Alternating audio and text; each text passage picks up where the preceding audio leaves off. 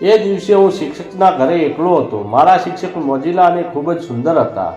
મિત્રો, મારું નામ પરેશ છે અને હું ગુજરાતના જૂનાગઢ શહેરનો રહેવાસી છું. હું તમને મારા અને મારા ટ્યુશન ટીચર વચ્ચે બનેલી મસાલેદાર ઘટના કહેવા જઈ રહ્યો છું. આ ઘટના એ સમયની બની હતી જ્યારે હું 12મા ધોરણમાં ભણતો હતો અને મારે ટ્યુશનની જરૂર હતી. મારા ઘરથી થોડે દૂર એક શિક્ષક ટ્યુશન જણાવતા હતા. તેનું નામ પ્રીતિ હતું. પ્રીતિ મેમ લગભગ 25 વર્ષના હતા. તે ખૂબ જ સુંદર લાગતા હતા. મતલબ કે તેમની આકૃતિ બિલકુલ હિરોઈન જેવી હતી. તે દેખાવમાં પરી જેવા હતા. તેમના હોઠ એકદમ ગુલાબી હતા અને મેં મારા પરિવારના સભ્યોને ટ્યુશન માટે પૂછ્યું અને પ્રીતિ મેમ પાસે ટ્યુશન જવાનું શરૂ કર્યું.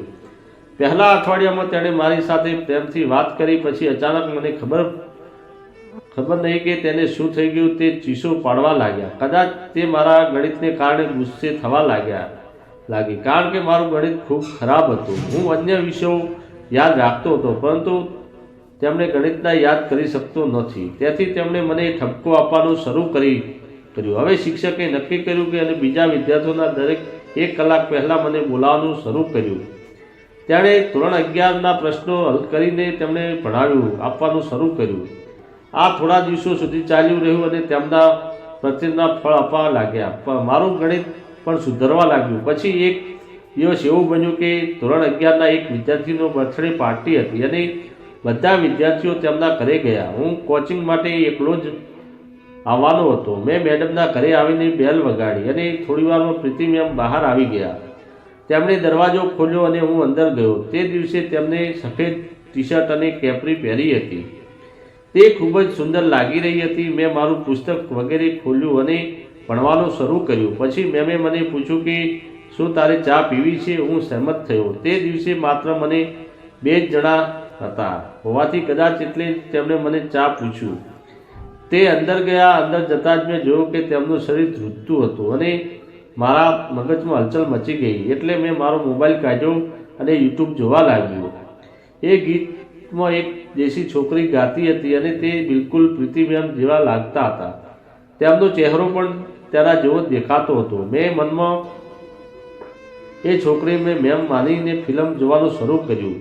એ જ વખતે મેડમ આવીને મારી પાછળ ઊભી રહી ગઈ અને મને એ ફિલ્મ જોવા લાગી. એનો મને ખ્યાલ પણ નહોતો.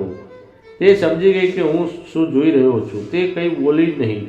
હું શું કહી શકે? છેવટે તે પણ એક યુવાન છોકરી હતી. તે પાછળ રસોડામાં જવા લાગી. પછી તેમનો હાથ દરવાજા પર અથડાયો એટલે અવાજથી હું અચાનક ચોંકી ગયો અને તેની તરફ જોવા લાગ્યો. તેથી હું સમજી ગયો કે શિક્ષિકા આવી છે અને તેમને ખબર પડી ગઈ કે ગીત જોઈ રહ્યો હતો. શું આ બધું વિચારીને હું રડી પડ્યો. આ ઘટના પછી મેં મારો મોબાઈલ સ્વિચ ઓફ કરી દીધો અને વિચારવા લાગ્યો કે મેમને શું કહેવું. થોડા સમય પછી મેડમ રસોડામાં લપસી ગયા અને તેમનો પગ મચકોડાઈ નાખ્યો.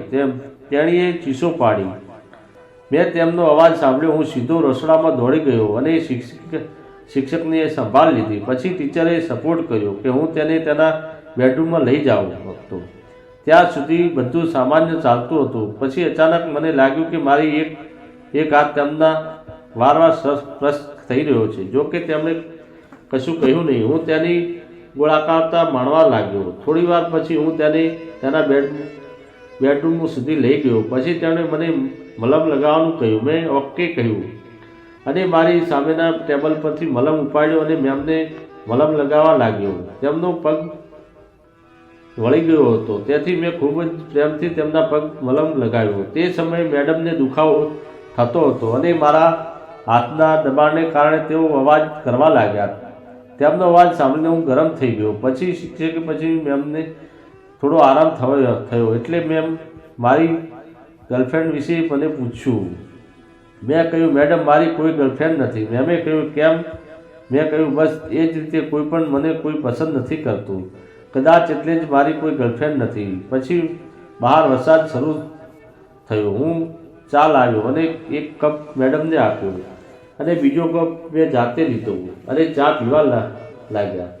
થોડા સમય પછી અચાનક મારા ખિસ્સામાંથી ફોન ચાલુ થઈ ગયો અને ફિલ્મ ચાલવા લાગ્યું. મેં હેડફોન પણ પહેર્યો ન હોવાથી આખા રૂમમાં તેના આવવા લાગ્યા. ગભરાટમાં મેં કોઈ રીતે અવાજ બંધ કર્યો અને મેમ તરફ જોયું. મને તેની સાથે આંખોનો સંપર્ક કરવામાં પણ મુશ્કેલ લાગતી હતી.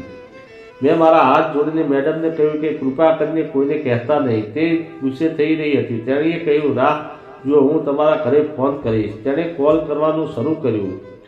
મારા મગજમાં કશું ચાલતું ન હતું. મેં તેમને ઘણીવાર સોરી કહ્યું, પરંતુ જ્યારે તે સહેમત ન થઈ ત્યારે મેં આગળ વધીને એક મોટું ચુસ્ત આલિંગન આપ્યું અને મેમના હોઠ દબાવી દીધા. મેડમ ગભરાઈ ગઈ અને મારાથી મુક્ત થવાનો પ્રયાસ કરવા લાગી, પણ મેં તેમને છોડ્યા નહીં. હું કંઈ સમજી શક્યો નહીં.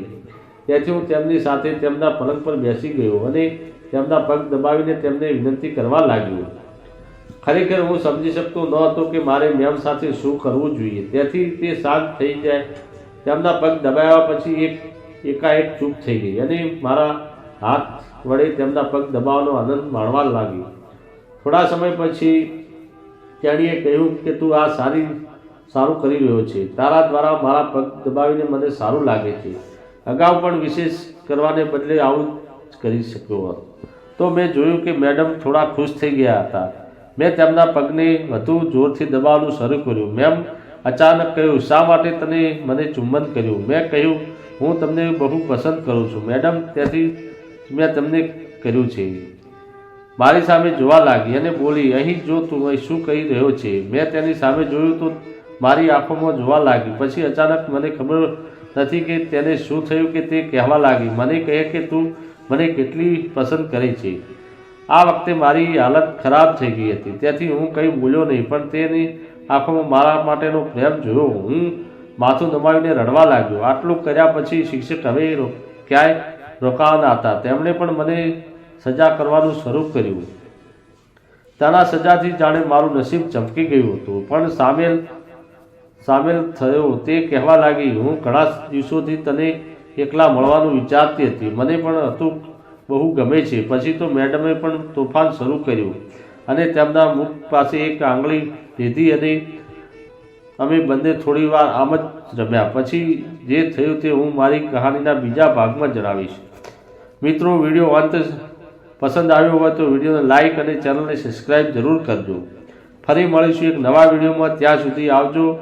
અને હા મિત્રો, વિડીયો ફક્ત અને ફક્ત મનોરંજન માટે બનાવવામાં આવેલો છે. વિડીયો પૂરેપૂરો જોવા બદલ તમારો ખૂબ ખૂબ આભાર. ધન્યવાદ.